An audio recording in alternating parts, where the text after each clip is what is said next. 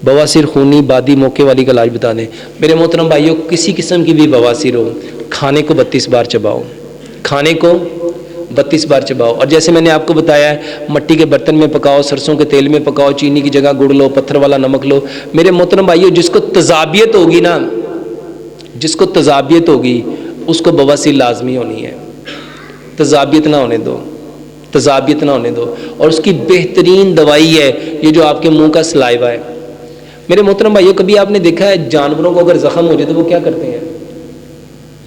क्या करते हैं? चाटते हैं। मेरे मोहतरम भाइयों, जख्म कहीं पे भी हो जाए, आपके मैदे में हो जाए, मैदे की आंतों में हो जाए, या आपकी पखाने वाली जगह पे हो जाए, मेरे मोहतरम भाइयों, उसका बेहतरीन इलाज आपका थूक है। जख्म का बेहतरीन इलाज क्या है? आपका। और थूक कब आएगा?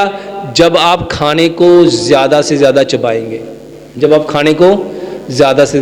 तो मेरे मोहतरम भाइयों, बवासीर कोई भी हो, सिर्फ खाने को 32 बार चबाओ। और पानी जो मैं पीने का तरीका बताता हूँ, एक गिलास पानी को 150 घूंट में पियो। मेरे मोहतरम भाइयों, जब आप पानी पीते हो तो हर घूंट के साथ एक सलाइवा का ड्रॉप अंदर जाता है। मेरे मोहतरम भाइयों, ये बेहतरीन इलाज है और अल्हम्दुलिल्लाह सुम्मा अल्हम्दुलिल्लाह इससे कई लोगों ने शिफा पाई है।